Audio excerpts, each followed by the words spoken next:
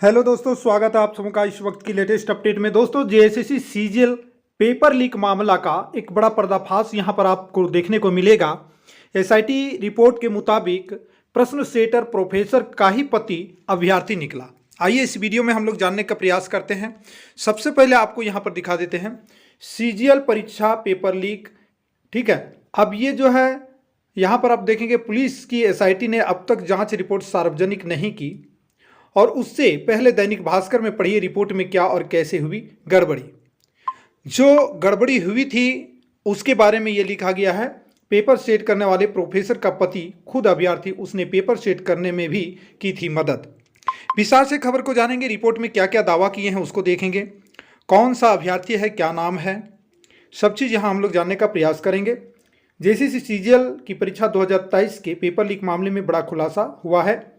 Ranchi police की SIT ने court को सौंपी रिपोर्ट में पेपर लीक के लिए परीक्षा एजेंसी सतवत इंफोसॉल प्राइवेट लिमिटेड और झारखंड कर्मचारी चयन जेएसएससी की लापरवाही को जिम्मेदार ठहराया है।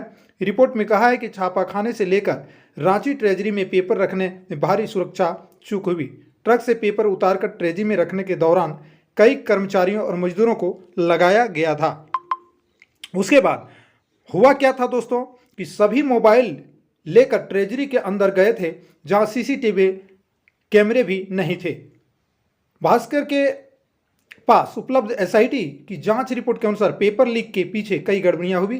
पेश है भास्कर की खास रिपोर्ट। दरअसल पेपर तैयार करने की जिम्मेदारी सतवत इंफोसॉल के जिम्मे में था। पूरा काम एजेंसी के क्लाइंट रिलेशनशिप मैनेजर तन्मय कुमार दास की देखरेख में हुआ। पेपर चेन्नई और रांची के शिक्षकों द्वारा तैयार किया गया और पंचपरगनिया भाषा के पेपर रांची विमेंस कॉलेज की सहायक प्रोफेसर सविता कुमारी मुंडा ने सेट किया था और इसमें उनके पति एंथोनी मुंडा ने सहयोग किया था। हालांकि ये खबर जो है, मुझे उम्मीद लग रहा है जिस तरह की खबरें हैं, मुझे ये पेपर कटिंग मिला, ये पहली बार कैंसिल हुआ था, वो वाली खबर शायद छपी है, लेकिन अब इसका पुख्ता प्रमाण मैंने दिया भी नहीं दोस्तों। फिर भी अगर आपको जानकारी होगी तो देखिए, आगे आप कमेंट कीजिएगा दोस्तों जैसा कुछ होगा। तो यहाँ पर आप देखेंगे दोस्तों, हम ये चीज़ बताने का प्रयास कर रहे हैं कि झारखंड में हो क्या रहा है। झारखंड में पुलिसिया बल के तहत आप देख रहे होंगे कि सीजीएल की जो है सारी प्रक्रियाएं पूरी करने की कवायद शुरू की गई है और चल रही है, डीवी तक हो रहा है। ठीक है, सविता ने यह बात आयोग और परीक्षा एजेंसी से छिपाया था। ठीक है, और सविता जनवरी 2018 से अनुबंध पर रांची यूनिवर्सिटी के विमेंस कॉलेज में पढ़ा रही है। अब बताइए, अनुबंध पर काम करने वाले को प्रश्न पत्र बनाने का, कॉपी सेट करने का काम दिया जाता। 28 जनवरी को पश्चिम सिंहभूम के लुपुंगुटू स्थित संत जेवियर स्कूल में एंथोनी ने परीक्षा दी थी। एंथोनी कौन है? एंथोनी मुंडा सविता कुमारी मुंडा के पति हैं। तो पंचपरगनिया का पेपर का यहाँ पर है, लेकिन पेपर लीक होने के बाद परीक्षा रद्द कर दी गई थी। हमने आपको बताया था कि पुराना ही लग रहा है और पुराना ही है। तो इस प्रकार से आप देख सकते हैं कि इस बार भी बहुत सारे सबूत दिए गए थे, लेकिन पेपर जो है वो ये जो परीक्षा जो है रद्द नहीं की गई है। अच्छा, उस समय की बात में क्या था, सविता ने पेपर प्रिंट दे दिया और ओरिजिनल पति के लैपटॉप में था। सविता के मुताबिक पीएचडी करने के दौरान तन्मय से पहली बार मिली थी और सितंबर 2022 में तन्मय ने फ़ोन कर 1 माह में 3 सेट में पेपर तैयार करने को कहा था।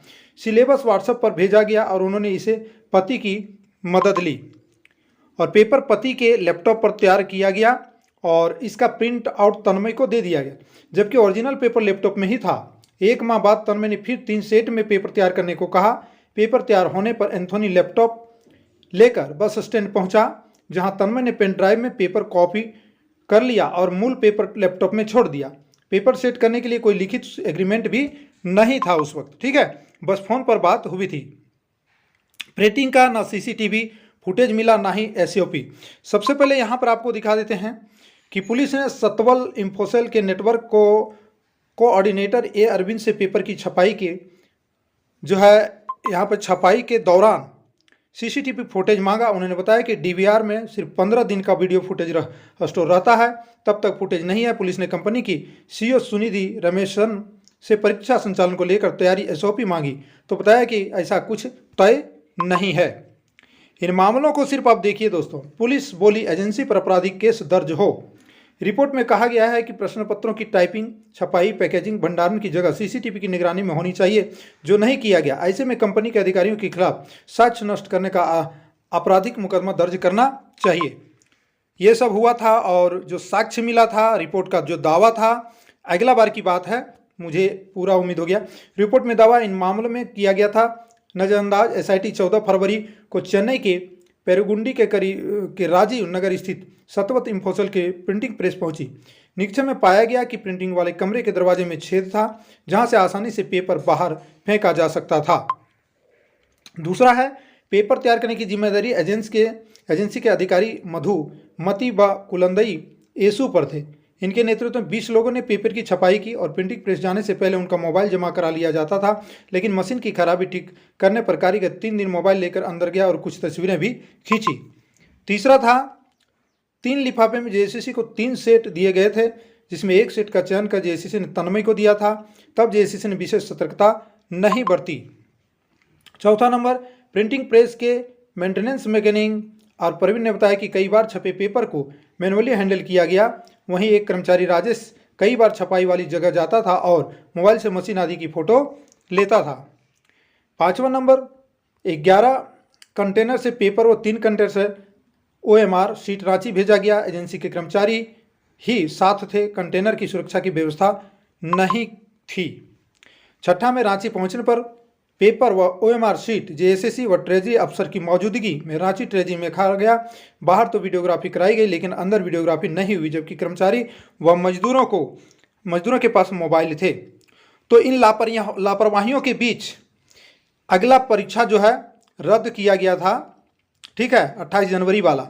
अब ये बात है कि इस समय जो प्रूफ दिए गए हैं वो साक्ष्य को सरकार मानने के लिए, विभाग मानने के लिए तैयार नहीं है। और पुलिस बल के तहत इस वक्त आप देख सकते हैं कि डॉक्यूमेंट वेरिफिकेशन के लिए वहाँ पर स्टूडेंट जा रहे हैं। इधर अभ्यर्थी आंदोलन के मूड में भी थे, लेकिन उन्हें जो है अरेस्ट भी किया गया है और अरेस्ट करके छोड़ भी दिया गया है। तो अब जो है हाईकोर्ट के आदेश के कारण ये फाइनल रिजल्ट रोका गया है दोस्तों। तो मामले बड़ा संगीन है दोस्तों। इस बार पुलिस बल के कारण डीवी तो हो गया, लेकिन हाईकोर्ट की अब जो फैसला जब नहीं आता है तब तक कुछ कहा नहीं जा सकता है। वैसे दबाव तो दिया गया है, कमेटी को रिपोर्ट भी मांगा गया है। देखिए सरकार क्या जवाब देती है। तब तक के लिए आप सबों को इंतजार करना ही होगा। जय हिंद दोस्तों। वीडियो को लाइक शेयर कीजिएगा और लेटेस्ट अपडेट पाते रहने के लिए चैनल को सब्सक्राइब कर लीजिएगा।